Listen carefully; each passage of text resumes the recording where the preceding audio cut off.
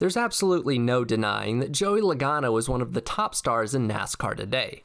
With 25 career victories and a Cup Series championship before the age of 30, he certainly has the potential to go down in history as one of NASCAR's all-time greats. But it hasn't always been that way. In fact, it wasn't all that many years ago that Logano was more likely to be compared to Casey Atwood than Jeff Gordon. 3.5 years into his Sprint Cup Series career, he had only mustered a measly lone victory in a rain-shortened New Hampshire race and had yet to finish in the top 15 in points. And in the summer of 2012, as the wheels began to turn in silly season, it looked like Sliced Bread's Cup career would soon be toast. On June 10, 2012, the NASCAR Sprint Cup Series rolled into the Pocono Raceway for the 14th race of the season. Through the first 13 events, Logano had only scored 4 top 10s and led an abysmal 2 laps. For comparison, his Joe Gibbs teammates Kyle Busch and Denny Hamlin had combined for 3 trips to victory lane and 526 laps out front already. Logano was very aware of the pressure he was facing in his contract year, but in a teleconference earlier that week, he had said it didn't change how he was approaching things. He said, and I quote, "My job is to go out there to win races. So as long as I do that, all that will come together pretty easily. I just have to keep focusing on what's most important, and that's this year right now. And all the other stuff will kind of follow when it needs to." Jolo was not the only story heading into Pocono for Race 1 of NASCAR's Summer Series on TNT. The then 5-time series champion Jimmy Johnson had won 2 out of the last 3 races, including the previous week at Dover. You know you remember the Madagascar wig. But JJ's victory was not the top headline leaving the Monster Mile. Following Saturday's nationwide race, Kurt Busch, who was already on probation for going full rageaholic on Ryan Newman at Darlington, said this to then ESPN reporter Bob Pockrass. It refrains me from not beating the out of you right now because you ask me stupid questions. But since I'm on probation, I suppose that's improper to say as well. If you could talk about racing things, we could talk about racing things, Bob. It's racing. It is not racing. You're in this just to start stuff. You know, that's all you're out here for. The outlaw era of Kurt Busch was something, I tell you what. That incident violated Busch's probation, and as a result, he was suspended for the Pocono race. David Rudiman would fill in for him in the 51 car. Could you imagine if somebody had said this to Bob today? They would be universally crucified. Hashtag we love Bob.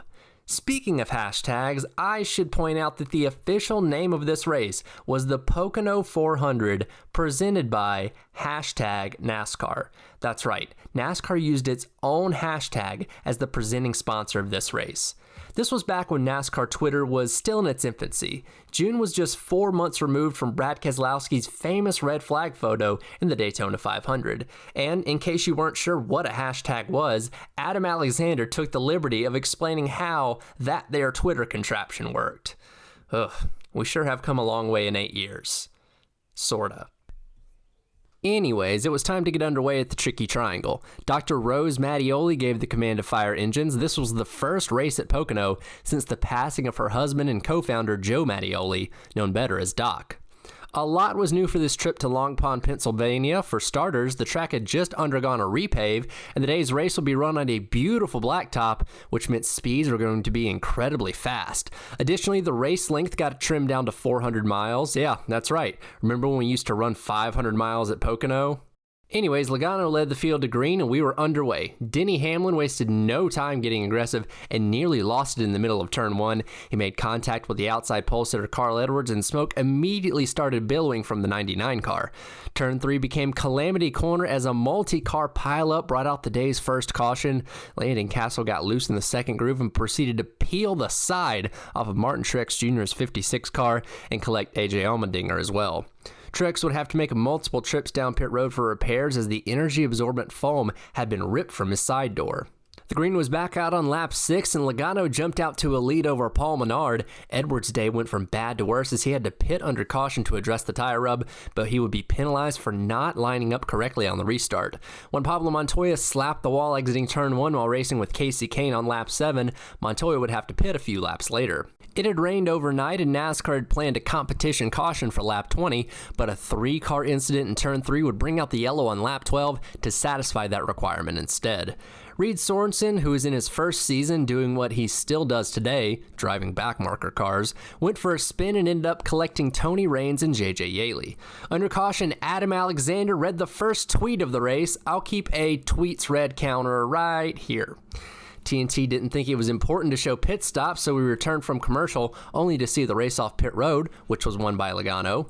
3 cars stayed out, however, and Jamie McMurray took over the lead. Back underway on lap 21, and things continued to happen in turn 3 as Paul Menard kicked up some dirt, blinding Biffle momentarily. Hamlin got by McMurray on the Long Pond Straight to take the lead on lap 23. Returning from commercial on lap 29 would get our second tweet out of the way. Hamlin would pit for the lead on lap 32 and Keselowski would follow. Man, Brad's 2012 car was beautiful, wasn't it? Unfortunately, he got nabbed for speeding on pit road. McMurray would pit a lap later and relinquish the lead to Dale Earnhardt Jr. His car thrived out in clean air and he legged out a lengthy lead over Jeff Gordon, who had slid past Logano for second. Kyle Busch gave the wall a kiss off the tunnel turn. A lap later, Gordon would start the cycle of green flag stops, but he would be too fast entering though, and that made 7 speeding penalties on pit road already.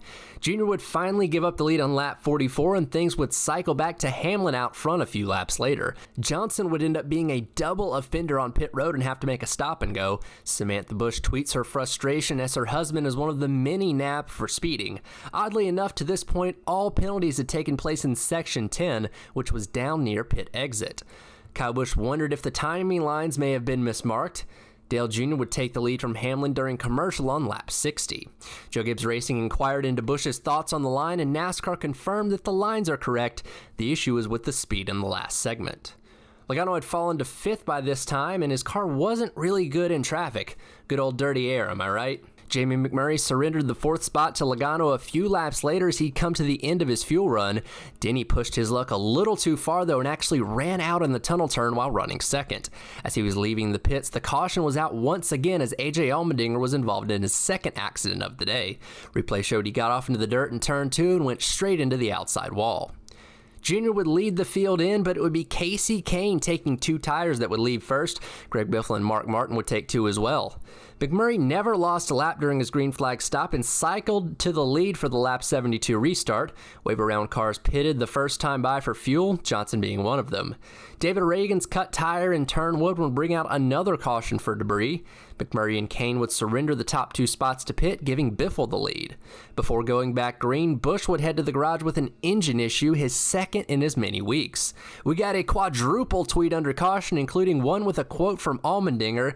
I guess they thought this would be better than doing an actual interview? Weird.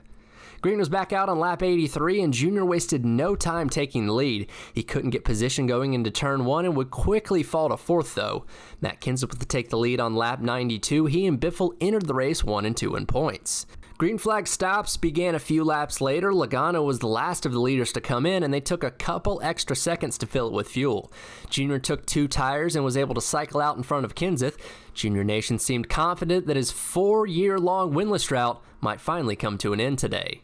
Biffle would lose a cylinder and find himself slipping further and further down the running order as the race approached its final 100 miles. Kenseth closed in on Junior up front. Matt could make good gains in the corners, especially 3, but Hendrick horsepower was on full display that day as Junior could really motor down the straightaways. Debris would bring out the caution with just 37 laps to go, which meant it was decision time on pit road as teams were just outside of their fuel window. 2 tires was the popular choice, and Logano's team would be the fastest and allow him to retake the lead. Martin would come out just behind him in second. Back underway with 32 to go, and Joey and Mark quickly gapped their competitors as intensity ramped up throughout the pack. Hamlin and Kane made contact, and soon after, the 5 would be in the wall to bring out the yellow once again. Steve Letarte makes the surprising decision to bring the 88 down pit road to top off on fuel. Most of the other leaders stay out, though, thinking the caution will give them enough fuel to the end. The only real way the strategy was going to work for Junior is if it went green the rest of the way. Once again, Junior Nation anticipates a historic celebration if Junebug can break the winless streak. Restart with 17 to go, and Martin got the advantage coming off turn 1. The drag race for the lead allowed Tony Stewart to close in and take second away from Martin, but Mark would execute a beautiful crossover to get his spot back. All this action allowed Logano to pull out by a few car lengths. Despite restarting 16th, Junior had picked his way all the way to the 8th position with 14 laps to go. Debris would bring out the day's final caution with 12 laps to go. This would set up a compelling 8-lap run to the checkers. Logano, the leader, trying so desperately to prove he has what it takes to stay in the Cup Series. Martin, NASCAR's part-time elder statesman, looking to add another victory to his historic resume. In addition to that, he was also Logano's mentor. He discovered him as a 12-year-old and immediately began touting him as NASCAR's next superstar. In fact, Mark was so confident in Joey's abilities, he actually allowed him to test his Cup car at Atlanta Motor Speedway when Joey was only 14 years old. I'm serious, you can look that up. It's totally true. Now it was time for the mentor and his apprentice to battle one another. Miss Sprint Cup expressed her excitement for the race's final chapter, and the green was out with 8 to go. Martin got an incredible launch into one and had Logano cleared as they hit the Long Pond straight. Logano could stay in his tire tracks, but dirty air was severely hindering his ability to get enough of a run to make a pass. And well, when you're all out of options, there's only one thing left to do. He put the bumper to him in turn 1 with 4 to go, and that was all he needed to set sail and claim his second career Cup Series victory. This wasn't enough to keep himself at JGR, though, as just a few weeks later, Kenseth would announce his departure from Roush Fenway Racing, and the 20 car seemed like the most logical destination, and it certainly was. But the win did prove that he could still get the job done, and just 3 months later, upon the endorsement of Brad Keselowski, Logano joined Team Penske to pilot the number 22 car, and well, as they say, the rest is history. And that's the story of the 2012 Pocono 400, a race of penalties, strategy, and aggression, all capped off by a much-needed win for one of today's biggest stars. Thanks so much for watching episode 3 of Remember This Race. My name is Tyler Head. You can follow me on Twitter at TylerHead18. You can also subscribe to my podcast, Up to Speed, on Apple Podcast. Please don't forget to like, comment, and subscribe. The reception I've gotten off of my first couple videos has been fantastic, and I'm so excited to see this channel grow. Thanks so much, and I'll catch you next time.